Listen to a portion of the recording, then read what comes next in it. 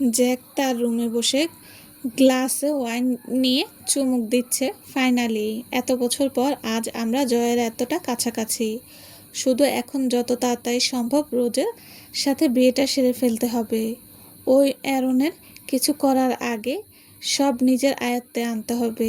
এতদিন রোজের ওপর নজর রেখে শেষ মুহূর্তে এসে সব শেষ হতে দেওয়া যাবে না। আমার ভাইয়ের মৃত্যুর প্রতিশোধ আমি খুব শীঘ্রই নিব।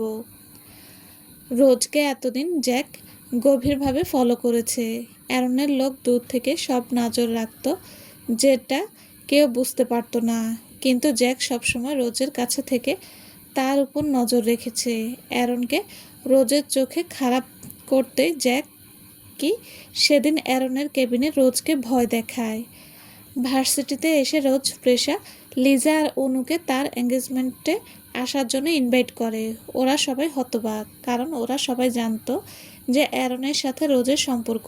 কিন্তু আজ রোজের সাথে জ্যাকের এঙ্গেজমেন্ট এর কার্ড দেখে সবাই অবাক। এই 4 দিন রোজ ভার্সিটিতে আসেনি, আর আজ এসে এমন খবর দিল। রোজ, তুই ভেবেচিন্তে সিদ্ধান্ত নিয়েছিস তো? হ্যাঁ, আমি সব কিছু বুঝেই এই সিদ্ধান্ত নিয়েছি। দেখ, যদি তোদের মাঝে কোনো মিসআন্ডারস্ট্যান্ডিং হয়ে থাকে তাহলে তোরা মিলে সেটা সলভ কর। এভাবে রাগ করে কোনো সিদ্ধান্ত নেওয়া উচিত না। রোজ বিরক্ত হয়ে জবাব দেয়, কিসের মিসআন্ডারস্ট্যান্ডিং? ওনার সাথে তো আমার ঠিকমতো কথাই হয় না, আর না আমার কাছে তার ফোন নাম্বার আছে। তাছাড়া জ্যাকের সাথে আমার বন্ডিং অনেক ভালো। জ্যাক আমাকে যতটা বোঝে আর মনে হয় না কেউ বুঝবে। হ্যাঁ, আমি অ্যারন স্যারকে পছন্দ করি, কিন্তু সারা জীবন পছন্দের ওপর তো চলা যায় না। সঠিক মানুষ দরকার। অনু মন দিয়ে রোজের কথাগুলো শুনল আর বুঝতে পারল রোজ হয়তো অভিমান করে এমন সিদ্ধান্ত নিয়েছে। আচ্ছা, রোজ পরে আফসোস করবে না তো? পছন্দের মানুষটাকে না পাওয়ার যন্ত্রণা যে সারা জীবন পোড়ায়। অনুকে অন্যমনস্ক দেখে রোজ অনুর কাঁধে হাত রেখে জিজ্ঞাসা করলে, কোথায় হারিয়ে গেলে অনু? না না, কিছু না রোজ। আচ্ছা বলো, কি গিফট দেবো তোমার এঙ্গেজমেন্টে? ওইসব গিফট লাগবে না, কিন্তু একটা জিনিস খুব করে দেখতে চাই। তুমি তো বাঙালি, আমার অনেক ইচ্ছা বাস্তবে শাড়ি পরা মেয়ে দেখতে কেমন লাগে। তাই কাল আমার এঙ্গেজমেন্টে শাড়ি পরে আসবে প্লিজ। তোমার শাড়ি পরা কেমন লাগে দেখব। তারপর আমার বিয়ের অন্য কোনো ফাংশনে শাড়ি পরবো। অনু পড়ে যায় বিপাকে, কারণ শাড়ি ওর মা পরিয়ে দিলেও সে শাড়ি কতক্ষণ ঠিক রাখতে পারবে তার ঠিক নেই। যদি সবার সামনে শাড়ি খুলে যায় তবুও রোজের আবদার রাখতে অনু রাজি হয়ে যায়। মাঝরাতের নিকশ কালো অন্ধকারে পাহাড়ের চূড়ায় দাঁড়িয়ে আছে অ্যারন। কিছুক্ষণ আগে অ্যারন স্বীকার করে তার পিপাসা মিটিয়ে এখানে এসে দাঁড়িয়েছে। আজ 67 বছর সে তার প্রিন্সেসের থেকে দূরে। একাকিত্বের ছোবল তাকে গ্রাস করেছে প্রতি মুহূর্তে। অ্যারন জোরে চিৎকার করে বলে, আমাকে একাকিত্বের স্বাদ দেওয়ার শাস্তি তোকে পেতে হবে। আর কত নিজেকে দূরে রাখবি আমার থেকে? ভেবেছিলাম ছেড়ে দেব, বুকে আগলে রাখবো তোকে, কারণ তুই আমার হার্ট। কিছুটা থেমে অ্যারন কিছুটা ঘাড় বাঁকা করে বলে, কিন্তু না, তোকে শাস্তি পেতে হবে ইন মাই ওয়ে। ভোর রাতের দিকে অনুর ঘুম ভেঙে যায়। আজ আবারও সেই স্বপ্ন দেখেছে অনু। বাংলাদেশে থাকতে প্রায় রাতে এমন উদ্ভট স্বপ্ন দেখত। ছোট অনু সেগুলো নিতে পারত না, কান্না করত, আতঙ্কে থাকতো। আমেরিকায় আসার পর প্রতিদিন না মাঝে মাঝে সেই স্বপ্নটা দেখত। সময়ের সাথে সাথে সেগুলো অনু সহ্য করে নিয়েছে, এখন মেনে নিয়েছে এগুলো তার জীবনের একটা অংশ, হয়তো সারা জীবনের সাথী। এই দুঃস্বপ্নগুলো। অনু না শুয়ে উঠে বেলকনিতে চলে যায়। আজ সকালেও একটা ইন্টারভিউ আছে। এই কদিন অনু অনেক জায়গায় ইন্টারভিউ দিয়েছে, কিন্তু ওর মন মতো জব পাওয়াটা কঠিন হয়ে গেছে। অনু খুব করে চাইছে আজকে ইন্টারভিউটা যেন ভালো হয়, আর জবটা যেন পেয়ে যায়। ওদিকে যে ওর বাবা মা উঠে পড়ে লেগেছে বিয়ের জন্য। অনু ভাবলো বাইরে একটু ঘুরতে যাবে মন ভালো করতে। যদিও এখনও ঠিকমতো সূর্য ওঠেনি, তাতে কি, ঘোরা তো যায়ই। অনু শালটা গায়ে জড়িয়ে মেইন দরজার কাছে যেতেই ওর মা ডেকে উঠল, সেদিনের মতো যদি তুই আজও বাইরে গিয়ে ভূতের মতো ঘোরার চিন্তা করিস তাহলে আগেই বলে রাখছি, তোর আজ বাসা থেকে বের হওয়া বন্ধ। যতই ফ্রেন্ডের এঙ্গেজমেন্ট থাকুক আর ইন্টারভিউ থাকুক। না না মা, বাইরে না তো, বাগানে যাচ্ছিলাম। তা আমি ভালো করেই জানি তুই কোথায় যাচ্ছিলি। চুপচাপ রুমে যা, আজ বাইরের কাজে যেতে চাস তো? অনু সুরসুর করে রুমে চলে যায়। সকাল 9টা বাজতেই অনুর ইন্টারভিউর জন্য বেরিয়ে পড়ে। 10টায় উপস্থিত থাকতে হবে।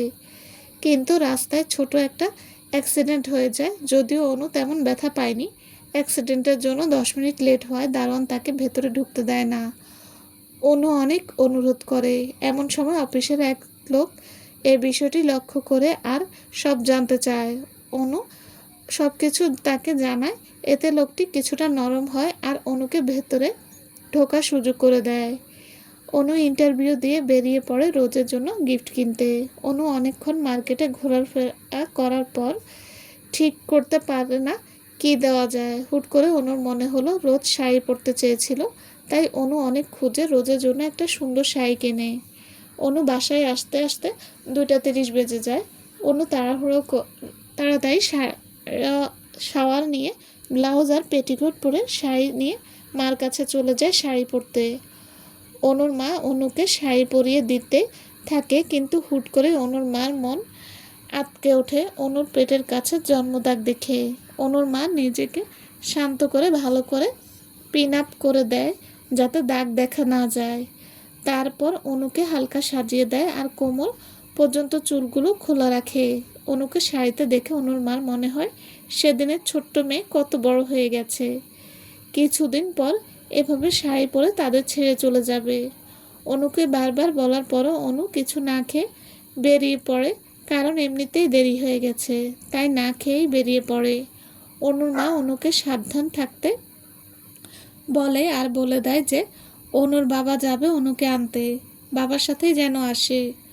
অন্যদিকে রিসেপশন হলে জ্যাক তার লোকদের দিয়ে পুরো হল নজরদারিতে রেখেছে যাতে অ্যারন কোনো ঝামেলা করতে না পারে। তবুও জ্যাকের মনে ভয় হচ্ছে, হেরে যাওয়ার ভয়। অনু হলে পৌঁছে রোজের কাছে চলে যায়।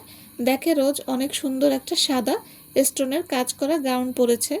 গাউনটা অফ শোল্ডার, যার ফলে হাত গলার নিচে অনেকটা জায়গা উন্মুক্ত। রোজ সেজেগুজে বসে আছে। তার পাশে লিজা আর প্রেশা বসে আছে। অনু রোজের কাছে গিয়ে রোজকে জড়িয়ে ধরে বলে, অনেক সুন্দর লাগছে তোমাকে, একদম প্রিন্সেস। তোমাকেও মেরুন শাড়িতে অনেক সুন্দর লাগছে অনু। আর তোমার চুল এত বড়, তা এতদিনে জানলাম। বিনিময়ে অনু শুধু মুচকি হাসে। অনু আজ মেরুন জর্জেট শাড়ি পরেছে, সাথে কানে গোল্ডেন ঝুমকো, হাতে চুড়ি আর খোলা চুলে হলদেটে ফর্সা অনুকে অন্যরকম সুন্দর লাগছে। এঙ্গেজমেন্টের সময় হতেই রোজকে সবাই মিলে হলের বাগানে নিয়ে যায়। রোজ তার বাবার হাত ধরে স্টেজে যায়। অনুর প্রচুর ক্ষুধা লাগায়। সে খাবার স্টলে যায় কিছু খাবার নিতে, তারপর খাবার নিয়ে এঙ্গেজমেন্ট দেখবে। কিন্তু খাবার স্টলে অনুকে হতাশ হতে হয়, কারণ সেখানে ইংরেজদের নাম না জানা অনেক সিদ্ধ পোড়া খাবারে ভরা। অনু কিছু চকলেট নিয়ে নেয় শুধু, তারপর শাড়ি সামলে স্টেজের দিকে যায়। স্টেজে জ্যাক রোজকে আংটি পরাবে। এমন সময় জ্যাক দেখে অ্যারন আসছে স্টেজের দিকে, হাতে ব্ল্যাক রোজের বুকে। জ্যাক ইশারা দিয়ে তার লোকদের সতর্ক থাকতে বলে। অ্যারন স্টেজে এসে ফুলের বুকেটা রোজের দিকে এগিয়ে দিয়ে বলে, congratulations to both of you. তোমাদের পথ চলা যেন বিপদ না আসে। বলে বাঁকা হেসে স্টেজ থেকে নেমে যায়। অ্যারনের এমন ব্যবহারে জ্যাক অনেক অবাক হয়, কিন্তু পরক্ষণে ভাবে অ্যারন হয়তো সবার সামনে নিজের আসল রূপ দেখাতে চায় না, তাই চলে যাচ্ছে। কিন্তু পরে হয়তো রোজকে তুলে নেবে বা অন্য কোনো প্ল্যান আছে অ্যারনের। তাই জ্যাক সিদ্ধান্ত নেয় এঙ্গেজমেন্টের পর রোজকে নিয়ে এখান থেকে দূরে চলে যাবে। অনু স্টেজের কাছে আসার পর প্রেশা অনুকে বলে, অ্যারন স্যার এসেছিল, রোজকে ফুলের বুকে আর কংগ্রেচুলেশন বলেছে। অ্যারন স্যার কোথায়? প্রেশা অ্যারনকে আঙ্গুল দিয়ে দেখিয়ে দেয়। অনু কালো শার্ট পরা লম্বা অ্যারনকে পেছন থেকে দেখতে পায় আর ভাবে এত লম্বা, পুরাই খাম্বা। রিং আদান প্রদানের পর রোদসহ অনেকেই কাপড় ডান্স করে। অনু এসব ভালো লাগে না, তাই বাগানে খোলা জায়গায় গিয়ে চাঁদের দেখতে থাকে।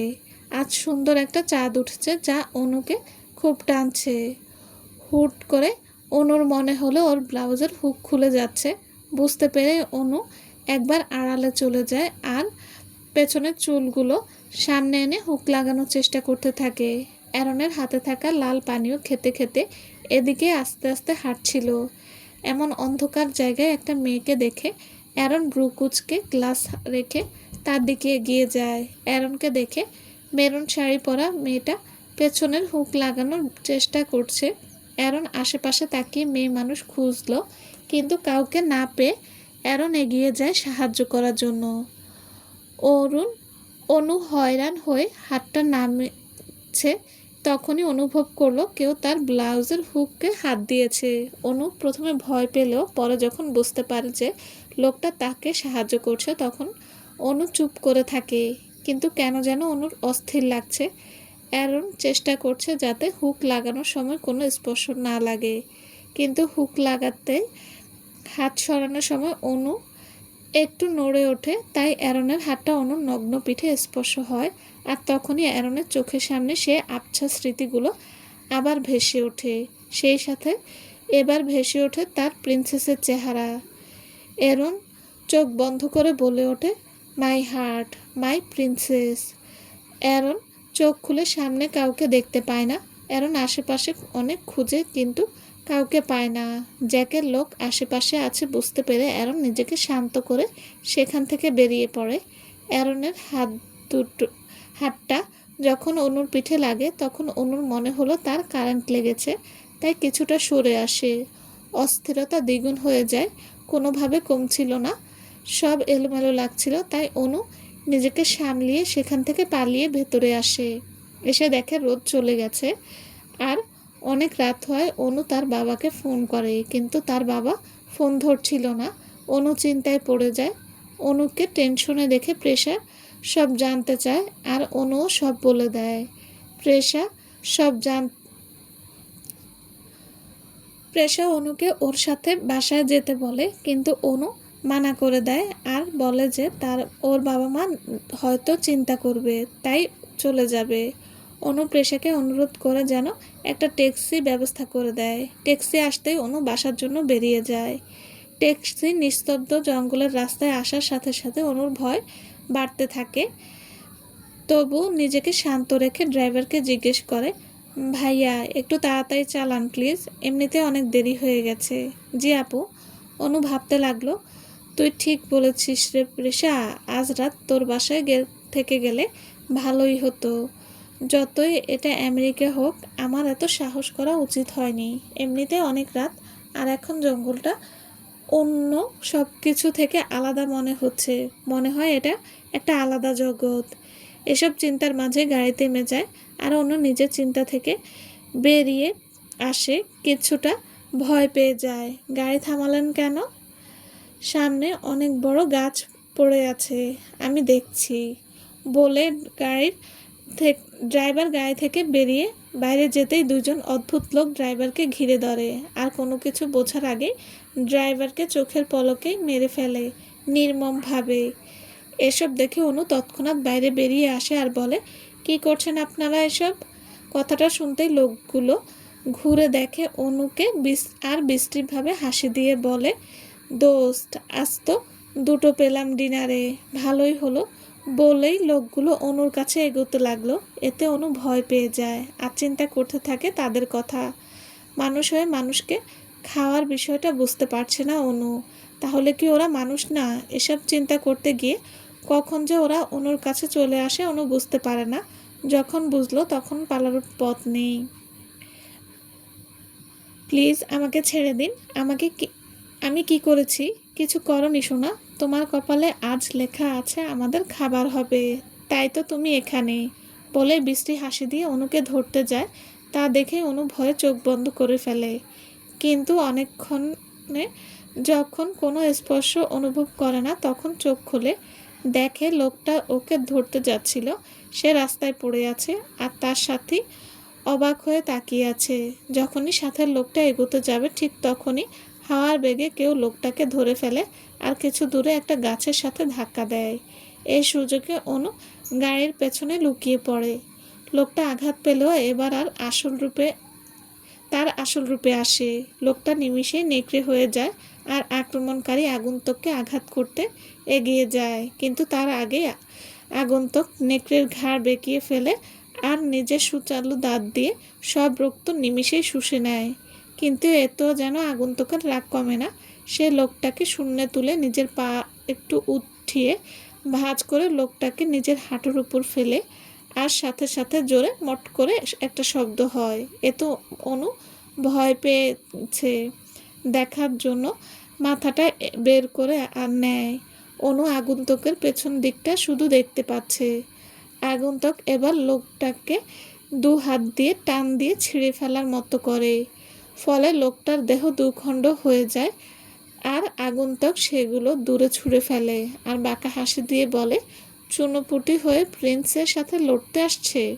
এবার আগন্তুক রাস্তায় পড়ে থাকা লোকটার দিকে হিংস্র লাল চোখে তাকিয়ে ধীরে ধীরে লোকটার দিকে এগিয়ে আসে আর লোকটার মাথার উপর পা দিয়ে কিছুটা নিচু হয়ে ভয়ঙ্কর গলায় বলে, you dare to touch my heart. তোর বাঁচা কেন? পৃথিবীর অস্তিত্ব থাকা তোর জন্য পাপ। বলেই পা দিয়ে লোকটার মাথা থেতলে দেয়।